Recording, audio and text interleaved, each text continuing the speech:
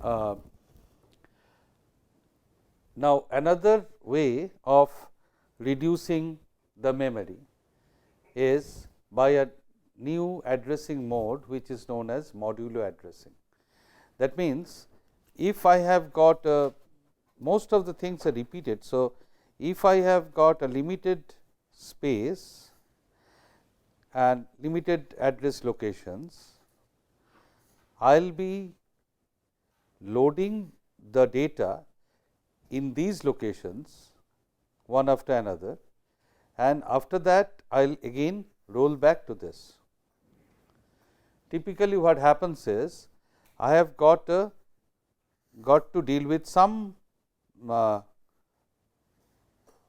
function, some signal that is going on. Now, I want to deal with that. In DSP there is a technique called windowing. I can fix up a particular window and I can move this window. So, whenever I am taking this window in, then the data that I take in this window will be coming here. Next, when I move that window gradually, so here I move that window to the next part, then some of these locations will be rotated back and the same location can be used. That is known as modulo addressing. So, that is explained in this slide. So, it is I have got some address, I increment that address am plus plus say is am is just the address, okay, plus 1 mod n, if n be my size of this array. The example is I am just taking the n most recent values. Okay. So, some WT1 some particular time, say this one, earlier than that -1, next couple of them, all right. So, here is my sliding window, and on that sliding window as I slide a particular say as this one is slided, I go back. So, as I slide this window, then once again I was here and this point was loaded here, this point was loaded here. As I slide this window, it goes on that side. Now, this thing will be this T n minus 2 that was there. Once again, let us see this animation. I was here and the first, this one was here and the earlier one. Now, this one will be the early, as I move it, right now this is the earliest one, but as I move it, then this one will be the earliest one, right. So, this one was somewhere here and that will go down and will be coming here, right. In that way I can modulate over this. That is another way of doing it. Another very important thing that we do is, let me just come to this straight on paper. This is known as saturating arithmetic.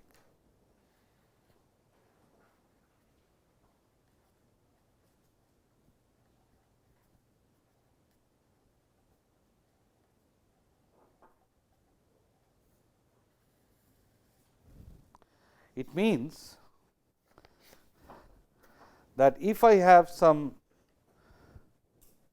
say value a, which is 0, 1, 1, 1, and another value b, which is being added to that is 1, 0, 0, 1. If I add them, the result will be 1 is coming as a carry and all these zeros, right. If I add this, okay.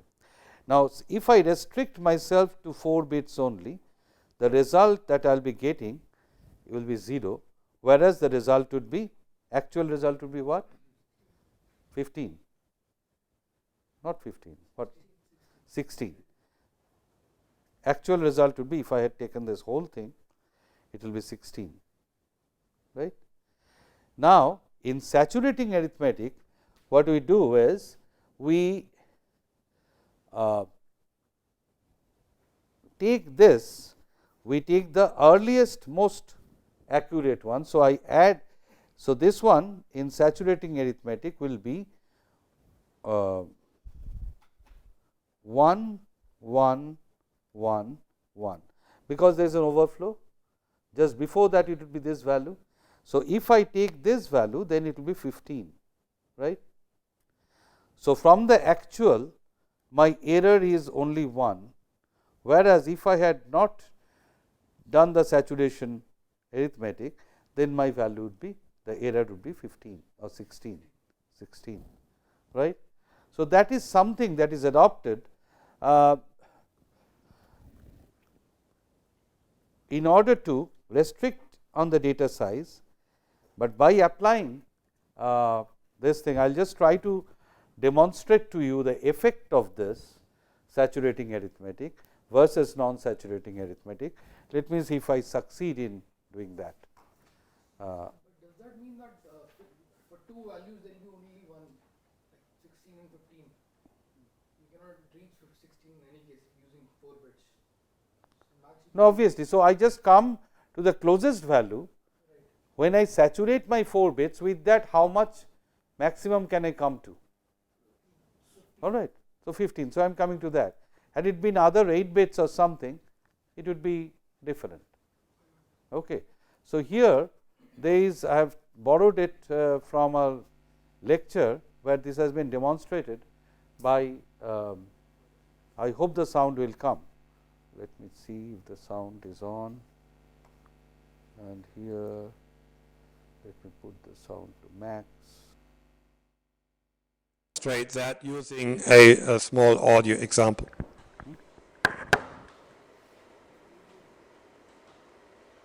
Michael has modified our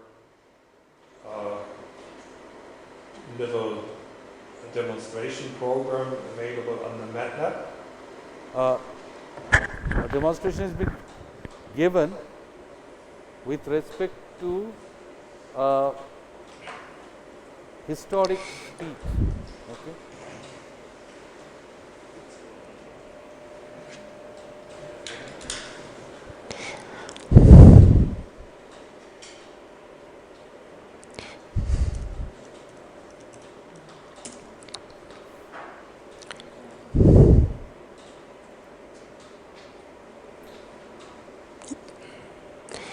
Error occurred. First, it is being given with non-saturated. So I'm using a speech sample which is in German, because that was one that we had access to without violating any license constraints. And now I'm going to play that little speech example. It's in German, but I mean the content of the speech doesn't really matter in this context. And I'm going to play this little sample, first of all using this standard wraparound arithmetic, where you will hear that there is a lot of distortion. First non-saturating arithmetic. Ich habe nichts zu verbergen mit meinem Geburtsnamen und dem Namen meiner damals unverheirateten Mutter. Verband mich, als ich nach Deutschland zurückkehrte, wenig mehr als die Erinnerung an eine nicht ganz leichte Kindheit. Das mag vielen ungewöhnlich erscheinen und ist es No, wohl it's not auch. very clear, the speech. Aber es hat niemand das Recht, meine Ehre streitig zu machen. Okay, I think that was sufficiently poor. So now we are trying the saturating arithmetic. There will still be some distortion, but I think you will hear the difference. Ich habe nichts zu verbergen mit meinem Geburtsnamen und dem Namen meiner damals unverheirateten Mutter. Verband mich, als ich nach Deutschland zurückkehrte, Much clearer, right? wenig mehr als die Erinnerung an eine nicht ganz leichte Kindheit. Das mag vielen ungewöhnlich erscheinen und ist es wohl auch. Aber es hat niemand das Recht, mir meine Ehre I So think you could see how clear it was, right? Now they have to do something with it. So that was the scenario of say just by saturating arithmetic, how the quality of the bit patterns can be improved. Okay. So, we will conclude this our discussion on such enhancement of efficiency with the last point. What is happening here? With another thing, that is, as you can see in typical DSP processors, we have got multiple memory banks or multiple memories. Now, there is one concept of multiport memories, that is,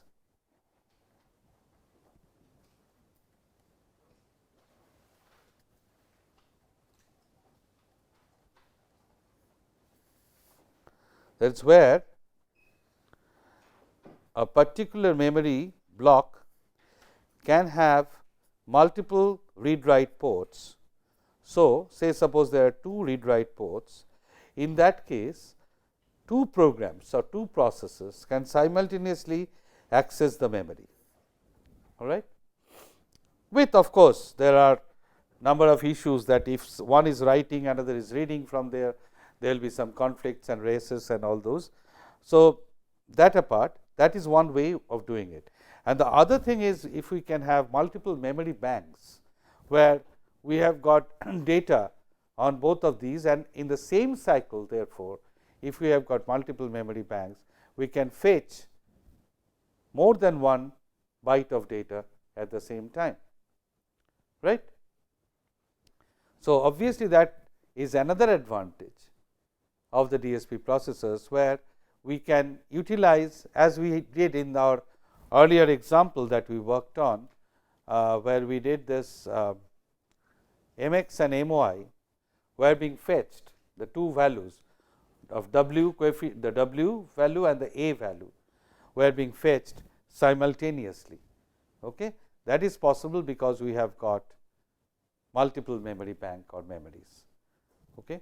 So, that is another advantage, another measure that adds to our efficiencies. Now, we have got many such other measures, but I just tried to present some of the representative measures, and regularly novel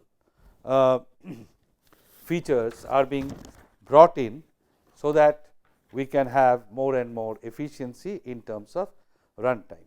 So, just summarizing, let us summarize for a second. In this, I understand that it has become a little more loaded to all of you. So, let me just quickly summarize what are the things we have done in this regarding power. First thing is that we know about the power equation, right, and that is alpha times the load capacitance, VDD square and the frequency. On the other hand, the frequency or the inverse of that, the delay, is proportional to VDD, all right. So, sorry, inversely proportional to VDD. As we increase the VDD, we can go for higher and higher frequencies. Now, as I go for higher and higher frequencies, there are some problems also, right. Now, a very important thing that we had looked into, that we had a the power area, power envelope that we had was something like this, that we are restricted by some area curve like this, where we can go on increasing the number of cores to gain efficiency, but we are also restricted by some power line here, beyond which, so we cannot go beyond this line in power. Therefore, although I put in more and more cores here, these cores will not be used, and sometimes we do not want to access that, but then we are losing, although we have put in some cores here. So, how can I increase this? How can I utilize this area? The one way is that we reduce the voltage. Now, if I reduce the voltage, then obviously I incur some delay, all right, because the frequency is coming down. So, there is always a trade off. So, I can still access this part, but there is a limit. I cannot access the whole thing because of bandwidth limitation. Okay, I cannot put in more and more cores. So, how can we schedule this?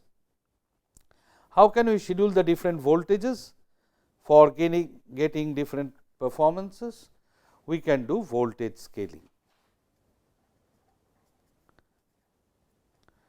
and voltage scaling means I can select different VDDs, select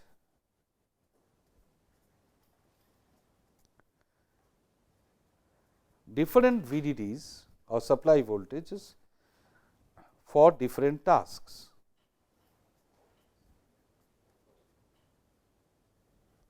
Okay.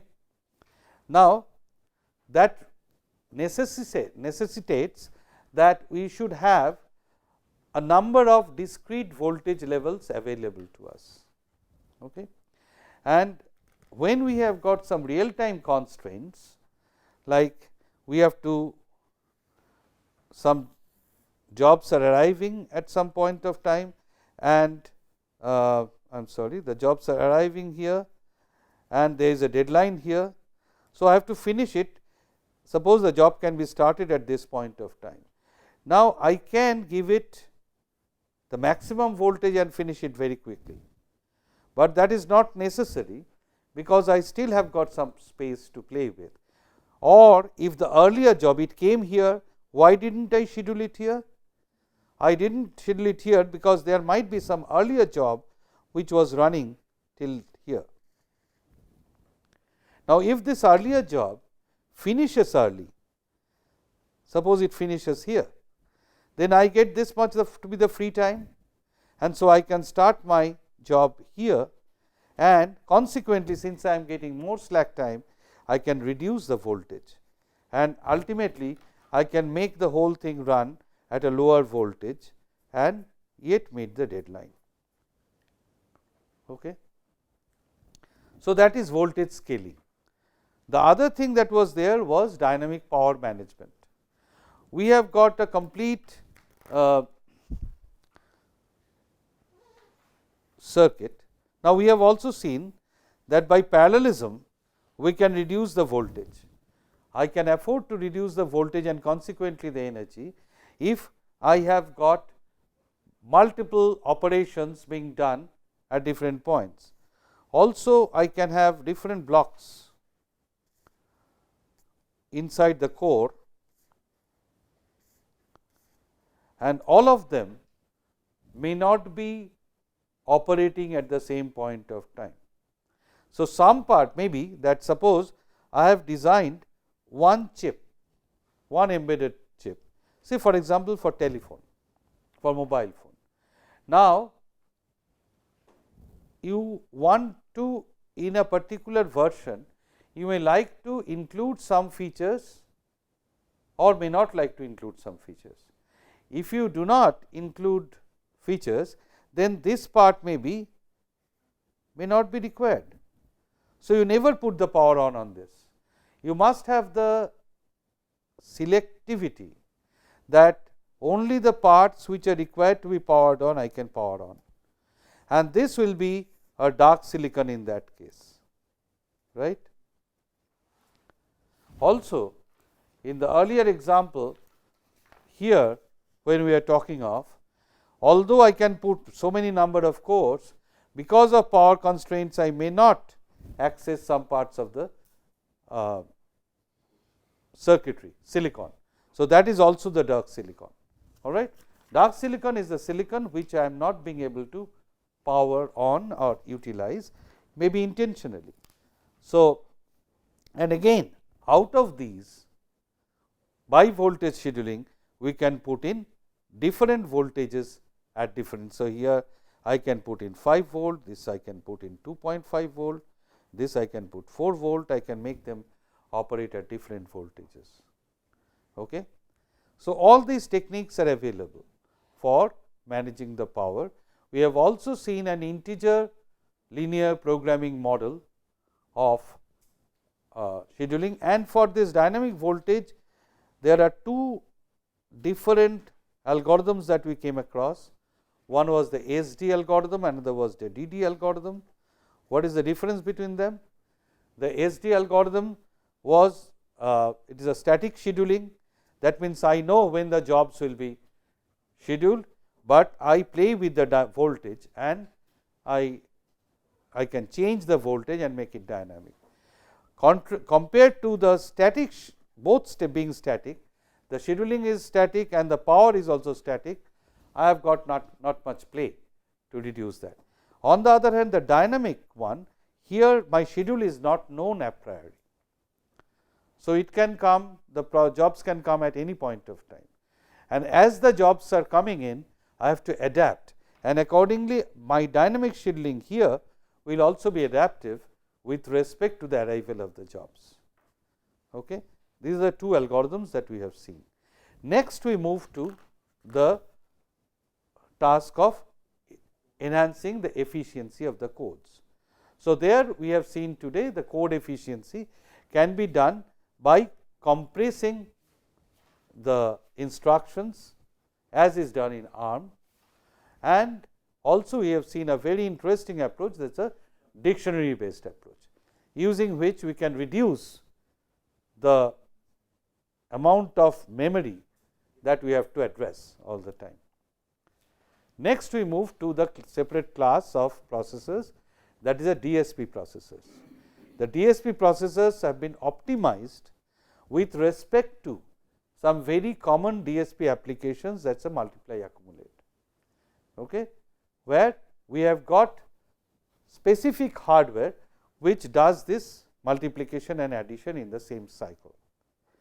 And along with that, we have got the zero overload, loop, okay, the loop overhead, zero loop overhead hardware, or by prefixing instructions we can do that. So, that the loop is also, the loop index is also checked while the loop body, previous loop body is executing. Okay. While the loop body is executing, it is checking whether I should go for one shot more or not. Okay. That is one, and being a separate, there are mostly the arrays are addressed over there, and typically I will discuss that again further when I discuss about the operating system, that for embedded system design we do not prefer dynamic data structures like linked lists. Okay. We can have, since we know the application a priori, we can decide on the size of the linear array that we will be using. Okay. And therefore, those arrays have got a particular size, and there will be a certain number of arrays in a DSP processor application. So, accordingly we have got specific address registers, and there is a special hardware which allows this address registers to be updated along with the computation of the code. Besides, we have seen new type of addressing, that is a modulo addressing and the saturating mode of arithmetic, and of course, the multiple memory feature that is also there in the DSP. So, all these help us in making it efficient, and I am sure there are if you work on this, you can also invent or innovate some other architectural measures or for specific applications. It will be interesting that you take some embedded applications and you yourself play around with that and see how we can make it more efficient. That will be a nice exercise for all of you to do. Okay.